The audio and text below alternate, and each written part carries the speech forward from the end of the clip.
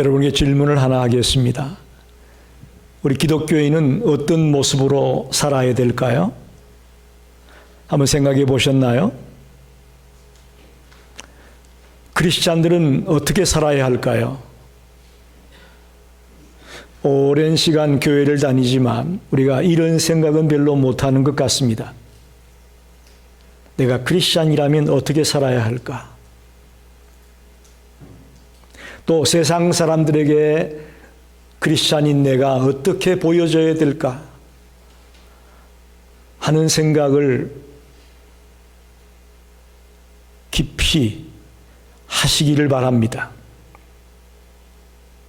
저는 정말 내가 예수를 믿는 크리스찬이라면 예수 믿는 자의 덕목을 가지고 살아야 되겠다고 생각합니다. 성경에 보면 크리스찬의 덕목이 여러 가지 나와 있죠. 사랑, 인내, 온유, 정직, 성결, 자비, 양선, 겸손 등등 정말 하나님의 자녀로 지니고 살아야 될 여러 가지 덕목들이 나옴을 보게 됩니다. 그것이 바로 우리 크리스찬들이 세상을 살아갈 때에 실제로 살아가야 될 모습이라고 저는 봅니다. 그런데 우리는 그걸 하나의 지나가는 이론으로만 생각을 하고 내가 삶의 현장에 나가서 지켜야 될 말씀으로는 받지 못하고 있다는 것을 느끼게 됩니다. 오늘 본문에는 우리 크리스찬이 지녀야 될 덕목 가운데 두 가지 중요한 덕목을 가르치고 있습니다. 하나는 겸손이고 하나는 자비라는 것입니다.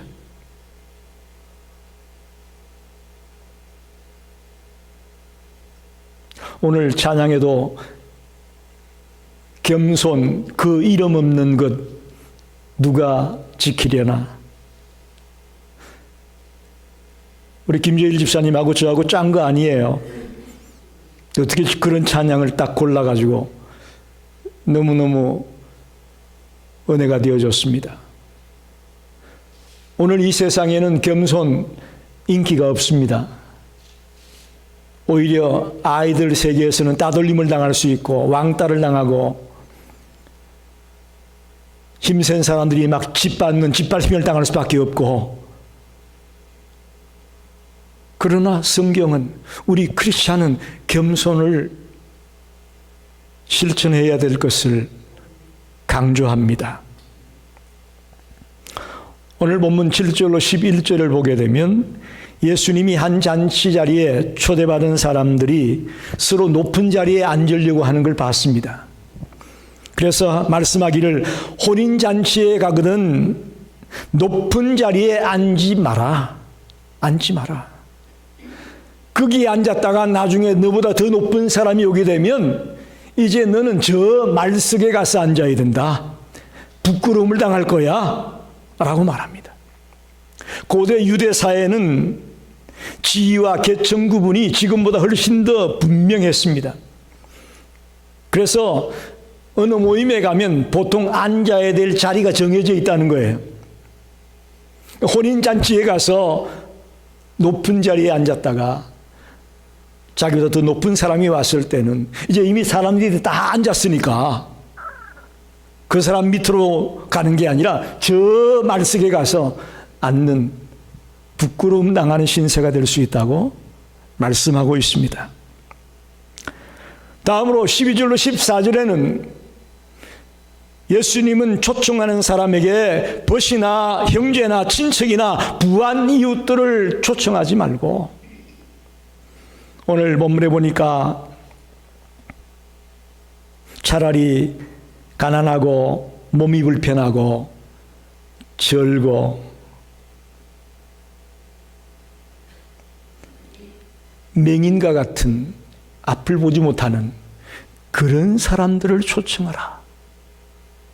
이게 무슨 말일까요? 쉽게 말하면 벗이나 형제나 친척이나 부한 사람들은 우리가 뭔가를 베풀면 도로 돌려준다는 거예요.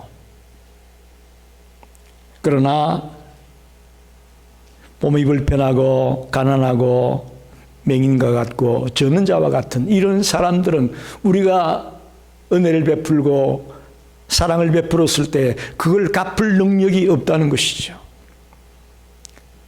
이게 자비라는 거예요. 내가 어떤 선을 행하고 사랑을 베풀고 물질적인 도움을 주고 난 뒤에 나도 그걸 받으려고 하는 그런 마음으로 하는 것은 자비가 아니라는 거예요. 대가를 바라지 아니하고 베푸는 그것으로 끝나는 그런 것이 자비다 라고 오늘 본문에서 예수님은 가르치고 있는 겁니다. 쉽게 말하면 전반부는 자기를 낮추는 자가 되라는 겸손을 말하고 있고 후반부는 자비를 베풀 때 어떤 대가를 바라고 하는 자비가 아니라 무조건적인, 내가 주님으로부터 무조건적인 사랑을 받은 것처럼 내 이웃들에게 무조건적인 사랑을 나눠줄 수 있는 대가를 바라지 않는 자비를 행하는 자가 되라 말씀합니다. 오늘 말씀을 가지고 좀 깊이 묵상해 보고 싶습니다. 첫째는 겸손에 대한 말씀인데 8절 9절을 다시 보겠습니다. 내가 누구에게나 혼인잔치에 청함을 받았을 때에 높은 자리에 앉지 말라. 그렇지 않으면 너보다 더 높은 사람이 청함을 받은 경우에 너와 그를 청한 자가 와서 너더러 이 사람에게 자리를 내주라 하리니 그때 내가 부끄러워 끝자리로 가게 되리라. 상석에 앉지 말고 말석에 가서 앉아라 차라리. 이 말씀의 의미는 겸손을 우리에게 말씀하는 것입니다. 주님은 겸손할 때에 높아짐을 받을 것이라고 말하고 있습니다. 즉 하나님의 자녀인 우리 그리스도인들은 이 땅을 살아가면서 겸손함으로 살아야 됩니다. 겸손함으로 살아야 됩니다. 즉 그 겸손이 높임을 받기 위한 계산적인 머리에서 나온 겸손이 아니고, 요즘 사람들이 너무 영악해가지고요, 겸손하면 높임 받는다고 했으니까 계산적으로 겸손한 자도 있다는 거예요. 계산적으로 겸손한 척 하다가 높임 받아야지, 그런 겸손이 아니라는 거예요. 순수한 마음에서 온전히 겸손한 자가 되기를 우리에게 당부하고 있습니다. 여러분, 우리가 어떻게 해야 겸손할 수 있을까요? 쉽습니다. 말은 참 쉬워요. 겸손, 자기를 낮춰라 참 쉬운데 어떻게 해야 겸손할 수 있을까요? 좀 고민해 보셨나요? 참 어렵습니다, 이거.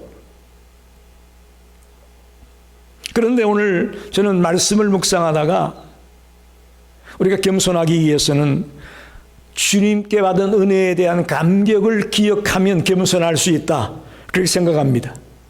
할렐루야. 저와 여러분이 주님께 받은 그 은혜를 생각한다면 겸손할 수밖에 없다는 거예요. 여러분, 이런 말 들어보셨죠? 개구리가 올챙이적 생각을 못한다. 많이 들어봤죠? 개구리가 올챙이적 생각을 못한다. 어느 정도 큰 뒤에 개구리가 되고 나서는 자기가 옛날에 올챙이적이 있었다는 것을 기억을 못한다는 겁니다. 그저 지금 처음부터 자기가 개구리였던 것처럼 의시되고 뽐내고 자기를 자랑하고 교만한 것을 좋아하지, 옛날 보잘것없던 자기의 모습을 기억을 못하고 있는 자들을 일컬어서 지적하는 말이 개구리가 올챙이적을 생각 못한다, 그렇게 말하죠. 저와 여러분이 구원받고 하나님의 자녀가 된 것, 이만큼 믿음의 사람이 된 것, 내가 한 겁니까? 하나님의 은혜입니까? 좀 크게 대답해 보십시오. 내가 한 거요? 우리가 잘나서 이렇게 된 겁니까? 아닙니다. 하나님의 은혜입니다. 하나님의 은혜입니다. 우리가 신앙 연륜이 좀 쌓이고 이제 교회에서 직분도 받게 되고 조금 세월이 흐르다 보면 나도 모르게 내 노력으로, 내 열심으로 내가 잘나서 이런 위치에 서게 되었다는 어리석은 생각을 가질 수 있습니다. 그러나 여러분, 아닙니다. 우리는 연약한 자입니다. 우리 힘으로는 아무것도 할 수 없는 자였습니다. 나의 나된 것이 하나님의 은혜로다라는 바울의 고백과 같이 저와 여러분이 오늘 이 모습으로 살고 있는 것 전적으로 하나님의 은혜임을 믿습니다.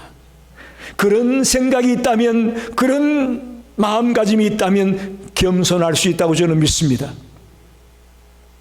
여러분, 일순간도 이 생각을 놓치지 마십시오. 지금 나의 나된 것은 하나님의 은혜다.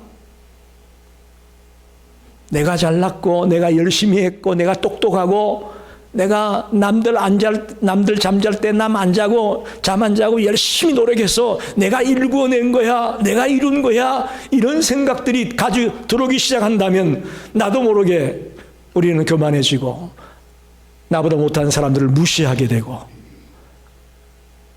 우쭐거리게 될 수밖에 없는 거죠. 매 순간 저와 여러분이 나의 나든 것이 하나님의 은혜 때문이다, 이 생각을 잊지 마시고 겸손하게 살아가려고 쓰는 성도가 되길 바랍니다. 특별히 우리의 믿음의 선배들을 생각하십시오. 여러분, 기독교 역사나 성경에 나온 신앙의 선배들을 보게 되면 얼마나 대단합니까?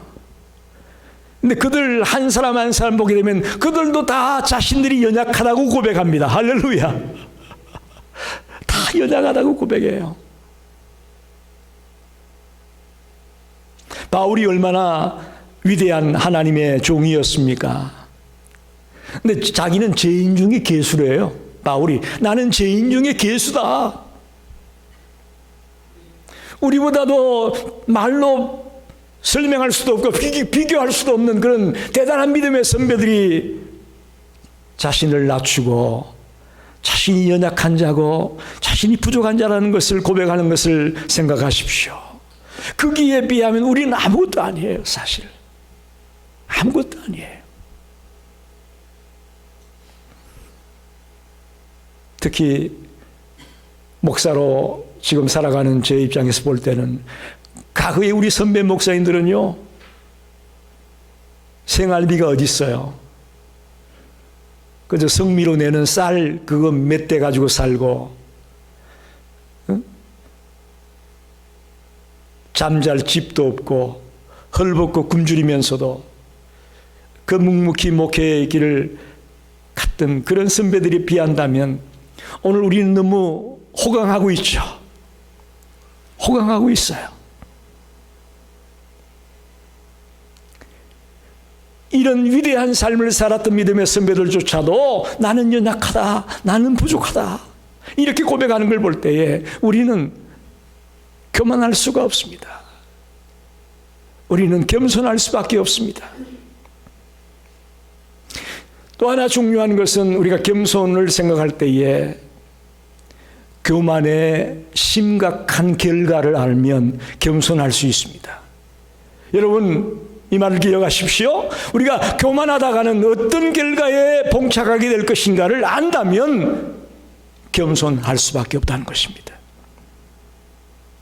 겸손이 하나님께서 선하게 여기고 예수께서 스스로 본을 보이시면서까지 했던 명령입니다. 그래서 이 겸손한 자에게는 하나님의 축복이 임하고 하나님이 그를 높여주겠다고 말씀하시죠. 반면에 교만은 하나님 보시기에 큰 죄요, 패망으로 가는 길입니다.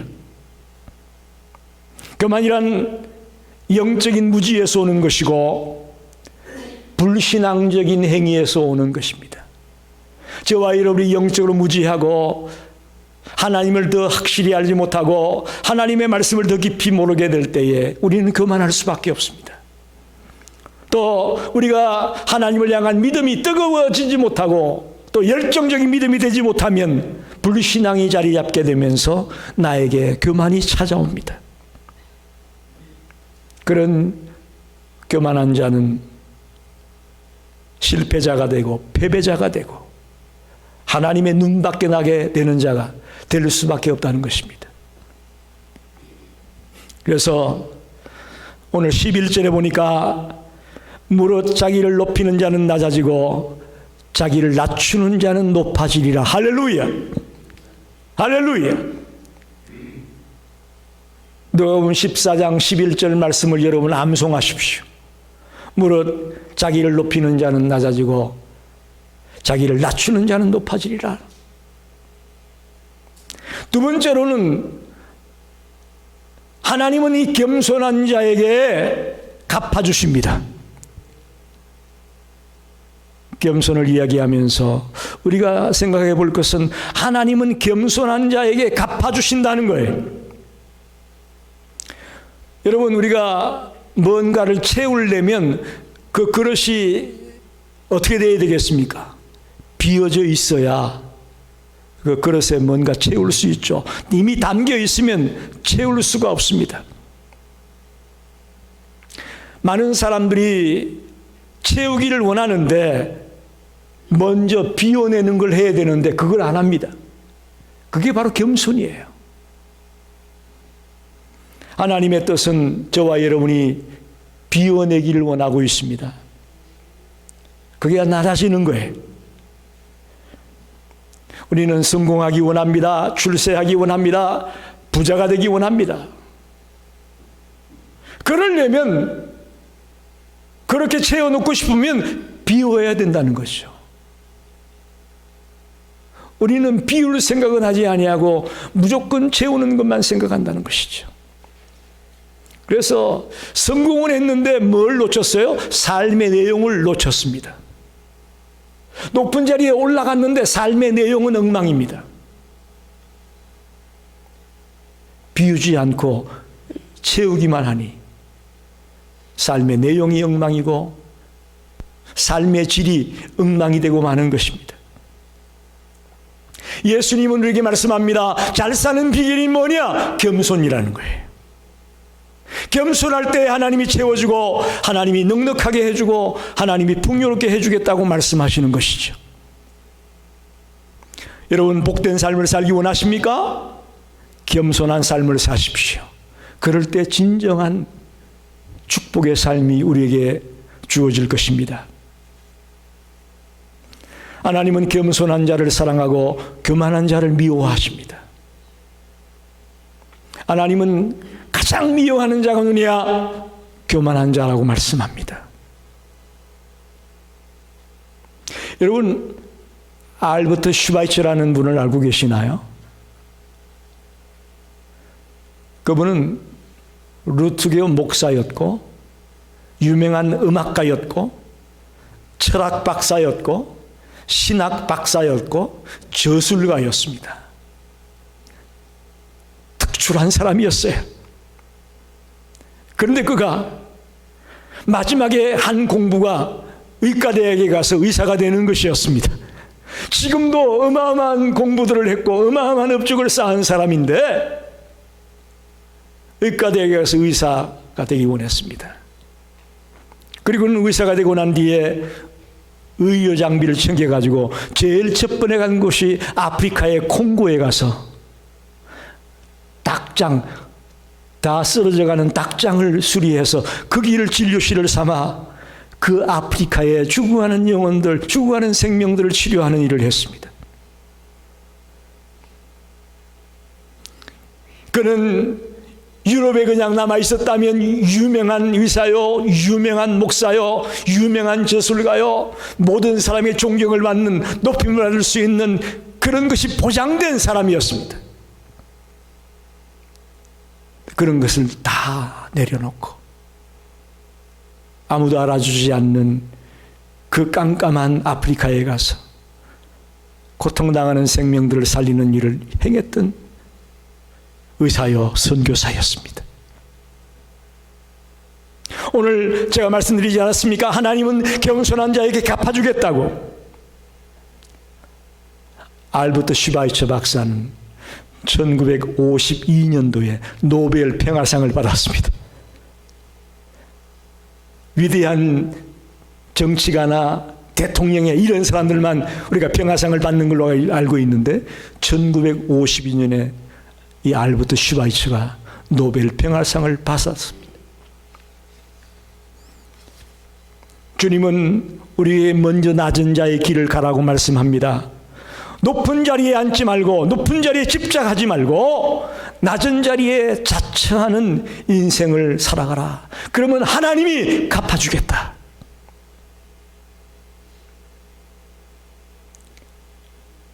여러분, 사람이 갚아준다는 건 개런티를 못합니다. 그러나 하나님이 갚아준다는 건 개런티합니다. 할렐루야. 개런티합니다. 조 목사가 여러분에게 잘 될 거야 하는 거는 별로 신뢰하지 마십시오. 그러나 하나님이 잘 될 거야 하는 것은 100% 신뢰하십시오. 겸손한 자에게 하나님이 갚아주시겠다고 약속하십니다.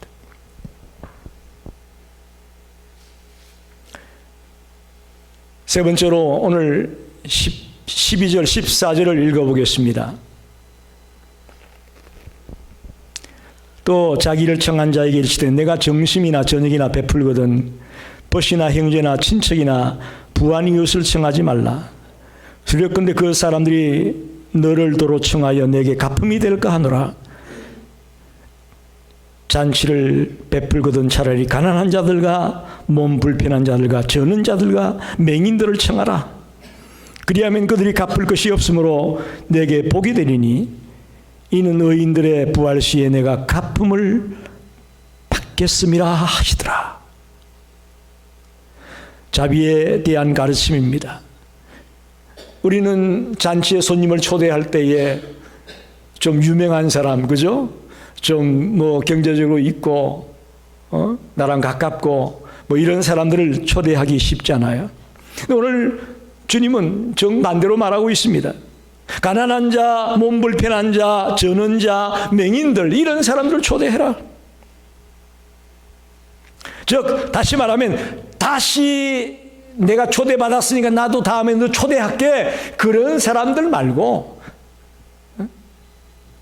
다시금 너에게 베풀 수 있는 그런 사람 말고 그럴 능력이 없는 사람을 오히려 초대해라 그런 말입니다. 다시 오해하지 마십시오. 전자에 얘기한 부자, 친구 이런 사람들은 절대 초대하면 안 되고 그런 얘기 아니에요. 그런 사람들도 좋지만 그런 사람들보다는 가난한 자, 몸이 불편한 자, 저는 자, 맹인과 같은 이런 사람들을 더 초대하기를 좋아하라. A보다는 차라리 B를 더 초대해라 그런 말이에요. 하나님의 백성들이 보상이나 보답을 바라지 않고 선을 행할 수 있을 때에 그 태도는 진정 하나님이 우리에게 베풀어 준 그런 모습과도 닮았다고 할 수 있을 겁니다. 여러분, 우리가 하나님의 은혜를 받았나요? 안 받았나요? 분명히 받았죠. 근데 하나님이 뭔가 우리에게 대가를 바라고 은혜를 주셨을까요? 그건 은혜가 아닙니다. 죄송하지만 그건 은혜가 아니에요. 좀 더 나가면 그건 뇌물이에요. 뇌물. 받으려고 내가 준 거니까. 그래서 진정한 자비란 뭐냐? 우리가 주님께로부터 베풀물 받았고 사랑을 받았으니 내 이웃들에게, 특별히 힘들거리온 이웃들에게 그걸 조건 없이 대가 없이 내어주는 것, 그것을 자비라고 말합니다.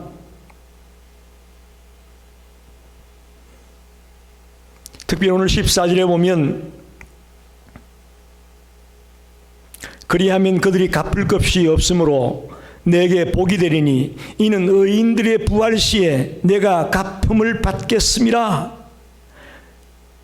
자비를 베푸는 자가 의인들의 부활 시에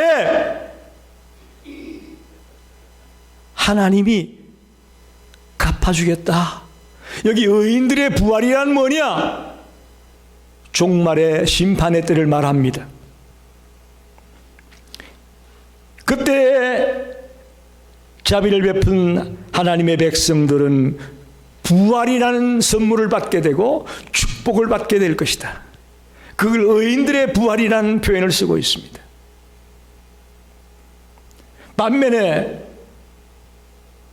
주를 믿지 아니하고 또 제약된 자리에 놓여 있던 자에게 이 심판은 저주고 멸망입니다. 그래서 의인들의 부활이란 종말의 심판을 이야기한다는 것을 여러분 기억하십시오. 다니엘서 12장 2절에 이렇게 말씀합니다. 땅의 티끌 가운데서 자는 자 중에서 많은 사람이 깨어나 영생을 받는 자도 있겠고 수치를 당하여서 영원히 부끄러움을 당할 자도 있을 것이라. 다니엘 12장에 나오는 말씀과 이 누가복음 14장에 나와 있는 의인의 부활이라는 말이 연결되는 것을 보게 됩니다. 이게 왜 의인의 부활이라고 썼을까? 마지막 때 종말의 모습을 의인의 부활이라는 표현을 왜 썼을까? 자는 자 중에서 깨어나 영생을 받는 자가 있고 수치를 당하여 영원히 부끄러움을 당하는 자도 있다. 그게 바로 의인의 부활이에요. 여러분, 자비를 베푸는 자에게 하나님께 받은 은혜와 사랑에 감격해서 내 이웃들에게 그대로 행하는 자에게 이런 축복이 있다고 말씀하고 있습니다.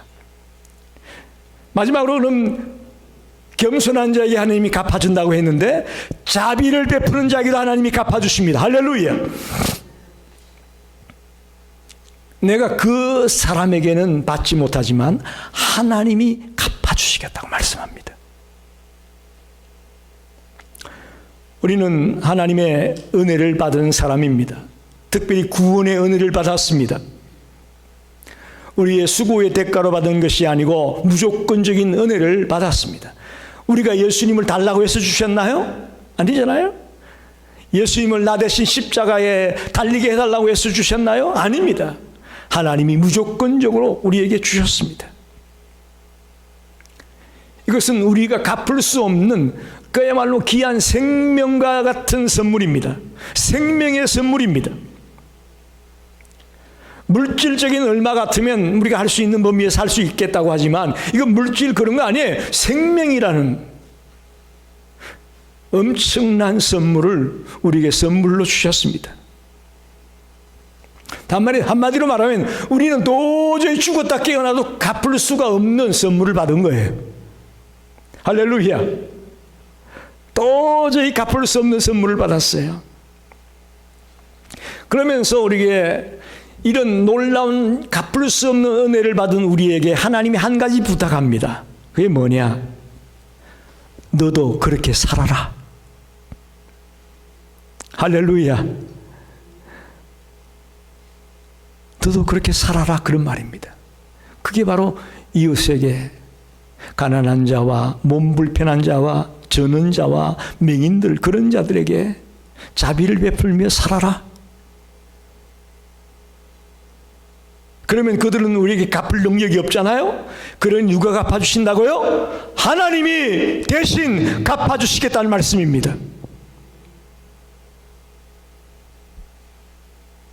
조금 전에 말씀드렸지만 우리가 어떤 대가를 바라고 주는 것은요, 그건 선물이 아니고 뇌물입니다. 우리가 하나님의 은혜로 그야말로 엄청난 선물을 받았어요. 구원이라는 선물을 받았어요. 영생이라는 선물을 받았어요. 그럼 이제 우리는 내 주변에 있는 이웃들에게 이 엄청난 선물을 가서 너도 나누어 주라는 것입니다. 우리는 다른 사람에게 선물을 주고 나서 어떻게 생각합니까? 한국은 그 농사 지으면서 서로 품앗이라고 그러죠. 품앗이. 내가 이 집에 벼를 심어줬으니 우리 집 심을 때 너도 와서 심어줘. 이 품앗이 문화가 한국의 문화예요. 아, 당신이 내 생일날 이 카드를 보냈네? 우리 나도 내 생일날 보낼게. 이게 우리들의 문화예요. 그러나 바이블이, 성경이, 하나님이 이렇게 말씀하는 건 그게 아니에요. 내가 이거 줬으니 비등한 것 달라. 그런 마음은 주님이 원하는 마음이 아닙니다.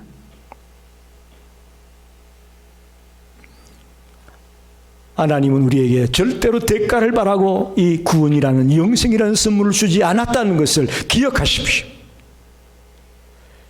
그러니 우리도 우리 이웃들에게 대가를 바라지 않는 그런 사랑을, 자비를 베푸는 자가 되실 때에 대신 하나님이 갚아주실 것을 믿습니다.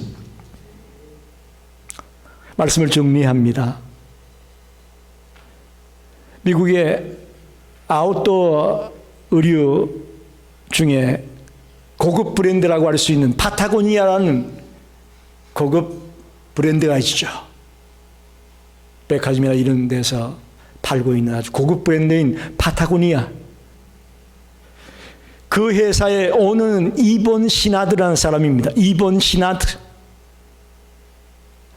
이분이 지난 8월 달에 약 30억 달러에 해당하는 회사 자체를 통째로 환경단체와 비영리단체를 위해 내놨습니다. 자그마치 얼마냐?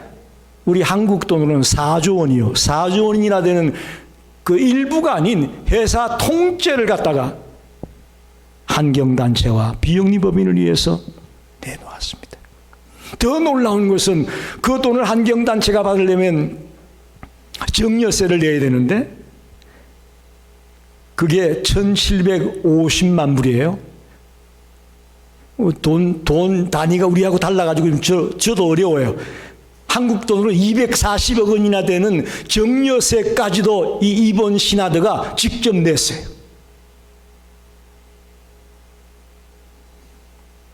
그리고 놀라운 것은 이 회사의 1년 수익이 1억 불이랍니다. 1년 동안 벌어들이는 수익이 1억 달러인데 앞으로 1억 불 들어오는 그 모든 수입 자체도 환경단체에서 지구를 살리고 어려운 사람들을 도와주는 일을 위해 쓰도록 모든 것을 만들었습니다. 이미 지난 8월에 작업이 끝났다고 해요.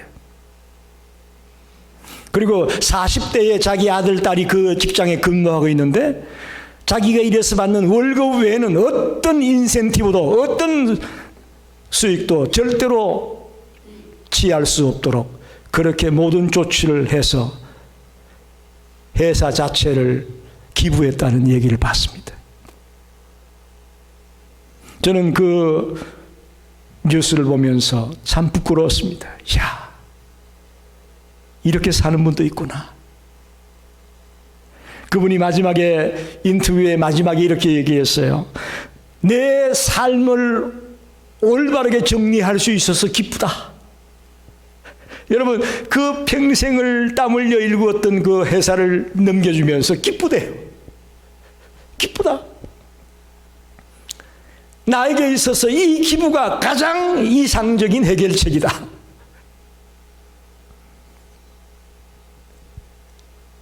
여러분, 이본 시나드가 정말 대가를 바라지 아니하고 자기의 모든 것을 내어놓는 이 모습을 보면서 우리 크리스찬들이 겸손과 자비라는 이 덕목을 가지고 남은 생을 살아가야 되겠다라고 마음속에 다짐해 봅니다. 이 조 목사만 다짐하지 말고 여러분 모두가 이 말씀을 듣는 중에 나도 겸손과 자비로 내 남은 생을 살리라고 결단하시기를 바랍니다. 지금 세상은 누군가를 밟고 올라가야 되는 무한 경쟁 시대입니다. 겸손했다가는 밟힙니다. 겸손했다가는 짓밟히고 정말 피멍이 들고 버티기도 힘든 그런 세상이 되고 말았습니다.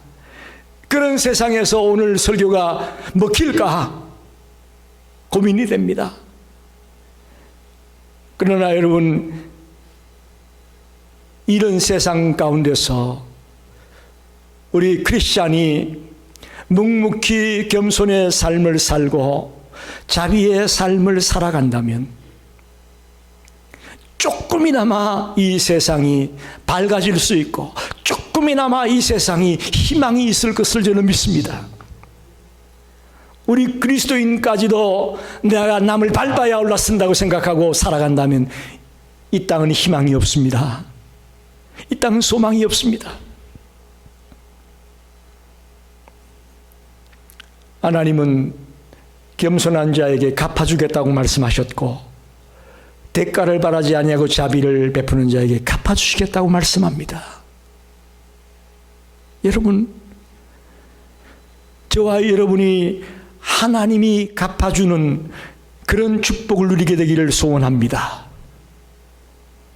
아무쪼록 저와 여러분의 남은 생애를 겸손과 자비로 무장하고 살아가게 되시기를 간절히 축원합니다. 기도하겠습니다.